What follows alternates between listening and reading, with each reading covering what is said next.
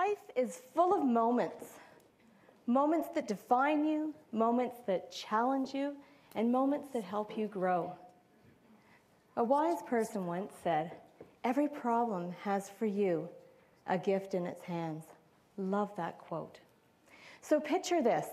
It's a hot, well, it's late August in Alberta. How hot can it be in late August? But it's a hot, late summer day, Lac La Biche, and my boyfriend at the time, Christopher, and I decide to set out for a sail on our 16-foot Hobie Cat.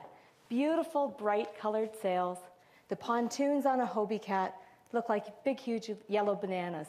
So Chris pushes the boat off the sand, and off we go. The first hour of sailing was phenomenal. For those of you here that sail, you know exactly what I'm talking about. When the wind catches the sail and the boat takes off, that is a moment. So the first hour is incredible. We're zipping across Lac La Biche. We actually get one pontoon out of the water. Now that's a moment. If any of you have sailed, you know that experience of being on one pontoon as the other one rises out of the water and the boat's sort of like this. So me being a bit of a daredevil at the time, decided it was time to put on the trapeze harness. It's sort of like a diaper that you sit in with a clip, and you hang off a line that goes about 30 feet to the top of the mast. So if you've seen the Thomas Crown Affair movie, yeah? You're sort of hiking out like this, and the whole purpose is around keeping the boat in the water. It's around keeping it balanced. So there I am hiking out. The boat is zipping across the lake. We're going so fast that the boat is actually humming. All you can hear is this hum as we sail across the water. Great experience. Wonderful. And then the wind kind of shifts and surges. And apparently for those people who are avid sailors, this part is supposed to be fun. I don't get it. But the one pontoon digs under, and we pitch pole. So in essence, we flip the boat. That is, for Christopher, a woohoo kind of a moment.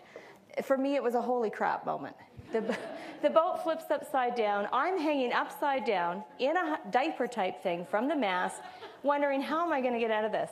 So Chris, being the great guy that he is, comes over, swims around, unhooks me, and I start to breathe again after a few minutes, and we decide that he's going to right the boat. Just like in life, when we've had to right situations in our life. So the process of righting a sailboat is quite easy. In fact, you stand on the pontoon, and you pull the boat over top of you. And Chris said it would take about 2 minutes, and that's exactly what it took, about 2 minutes. And then we were ready to set sail again. Actually, I should say, I was ready to go home. Chris was ready to set sail. I decided at that moment I didn't like sailing anymore. That was no longer any fun. But Chris said we need to get back on the boat. So I tried, couldn't get up on the boat. So Chris had to give me a little push-up so that I could get up there. And just as he went to push me up on the boat, for some reason, and we don't know why, but the sail cleated, and the boat took off with me dragging behind it. So initially, I wasn't too afraid until I started to turn around, and Chris was fading further and further into the distance. He swam as fast as he could to try and catch me in the boat, but the boat was too fast. And a little voice inside my head, and you know what I'm talking about, because we all have those little voices inside our head that give us messages. Sometimes the voice inside our head gives us that chatter that isn't overly helpful. And other times, the voice in our head, if you're quiet and if you're still, and if you listen, it gives you the messages that you absolutely need to hear. So I was quiet and I was still, and I heard, "Stay with the boat." So that's what I did. I stayed with the boat. It was maybe, I don't know, half an hour, 40 minutes, something like that. And then somehow I became separated from the boat. You know, I don't know if I let go. I don't know if I got torn away from the boat, but somehow the boat was taken off without me. That's a moment. You can choose your own word for what you want that moment to be called, but that is a moment when that happens, to feel very small in a very big lake. And we all experience that sometimes in our life, where the world just seems so big and we may feel a little smaller. So I think I swam in circles for a long, long time, trying to gain clarity, trying to gain my direction. And then all of a sudden guess who appears? My hero, Christopher. He swam all that way to catch me, or to meet me. So we made the first of many critical decisions, and we chose to swim back to shore, which was about 4 miles.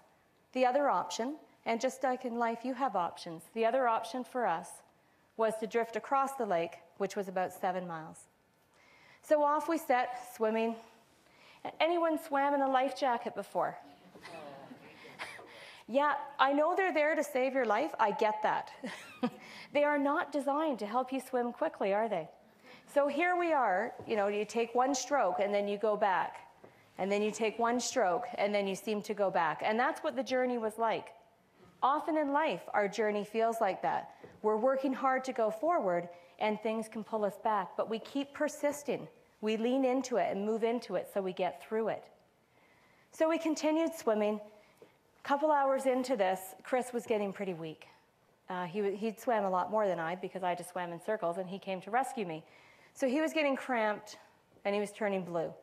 And I started to realize, wow, this is just not a fun day in the lake anymore. And we're not getting much closer to shore.